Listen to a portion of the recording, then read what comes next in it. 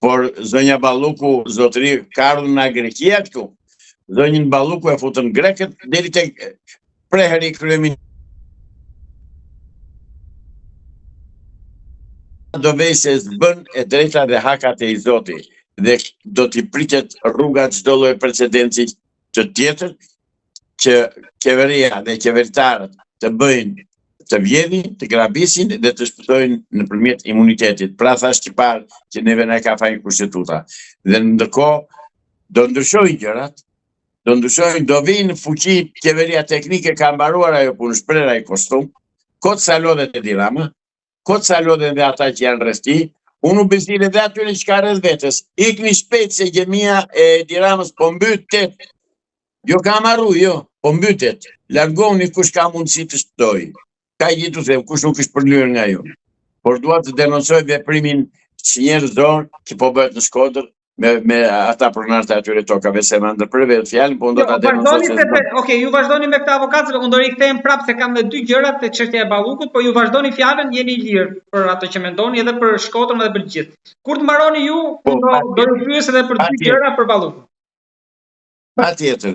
Unë nga ekrani juaj ju bisire gjithë banorëve që ka vajtur ky ulaj të marrë truallin. Bashkim ulaj që them vetëm kaq.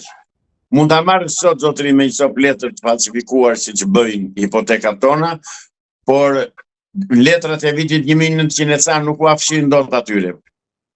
Dhe me këto ligje të poshtra që ka bërë kjo qeveri që thot nuk i njoh pronat para vitit 45, nuk merret prona zotëri, nuk vidhet.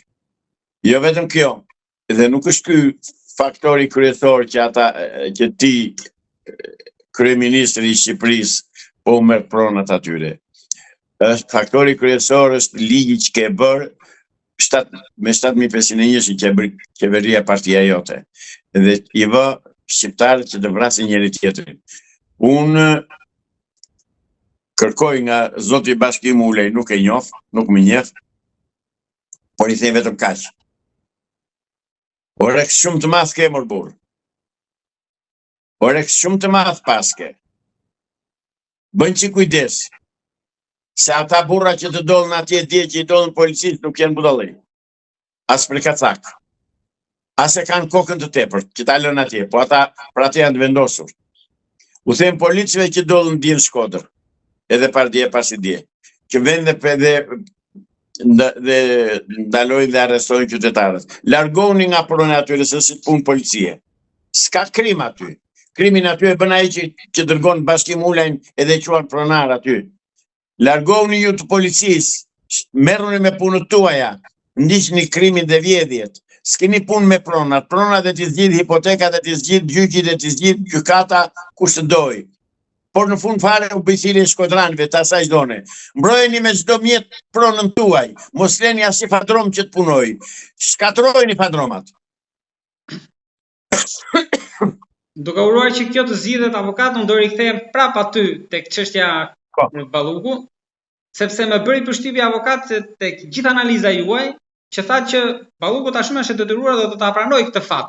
Ndërkohë që në momentin e pezullimit ne kemi zhvilluar bisedën bashkë, edhe kemi interpretuar edhe çfarë mund të ketë ndodhur brenda kryeministrisë atë natë që ishte bashkë me Ulsi Manjën dhe në kryeministri. Edhe ju tha që aty ka pas debate të forta. Pra, si ka mundësi që njeriu më i pushtetshëm në Shqipëri pas kryeministrit të pranoj këtë vendim pa pasur ndonjë skenar B, në një plan B. Kjo më bën përshtypje, pra tani në vazhdim. Ajo mund të ndërtoj plan B dhe plan C. Çfarë të doj mund ndërtoj. Faktet nuk i fshin dot. Provat nuk i fshin dot. Veprimet janë bërë nuk i fshin dot. Dokumentat janë sekuestruar nga Spaku nuk i heq dot. Prandaj kot që të lodhet dhe në qiell të vej e të zbres në tokë, kësaj drejtësie nuk i shpëton më. Dhe problemi është që do vej Tirana pas saj në gjykatën e kundër krimit dhe korrupsionit. Ai duhet të iki, të jap dorëheqjen dhe të largohet. Pra ju thoni që Spaku tani do shkoj pas Belindës, zonjës Balluku do shkoj tek kryeministri? Patjetër, do ta çojë ajo kryeministri te Spaku. Nuk do shkoj Spaku atje. do ta denoncoj ajo, veprimet që ka bërë do t'i denoncoj në SPAK, dhe SPAK-u pastaj do marrë ato masa që duhet marrë që ka për detyrë kushtetuese. Pra, do vemi dhe njërë të ka se më iku pa e thënë një sugjerim që i bëj populli shqiptar. Gjyqtarët e gjykatës kushtetuese duhet të zgjidhen me votë nga populli, një lloj si deputetët, jo të zgjidhen nga partitë. Jo të emëroj pushteti.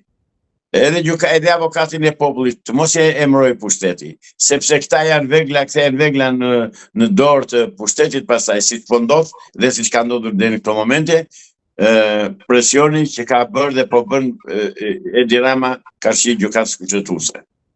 Pra, duam apo s'duam neve, do apo s'do Edi Rama do vej dhe ai atyre togave të zeza dhe do jap llogari. U rriti edhe pakat avokat. Urdhë? U rriti edhe pakat gjyqtarëve them. Jo, ndash pagat u rrisi gjyqtarëve ai, ndash çfarë do që të bëj, se atë e bëri me qëllim që një nuk arriti vetë.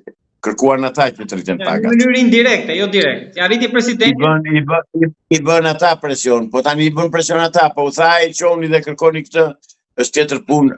Puna është që ai gjyqtar i ka me vete. Dhe deri tani fakti, Shkodra, Riolli, Bashkimi Ulaj vërtetojnë që ai gjykatën e ka me vete. Prandaj u them qytetarëve të Shkodrës, asnjë hap mbrapa. Asnjë centimetër katror mos lëshoni.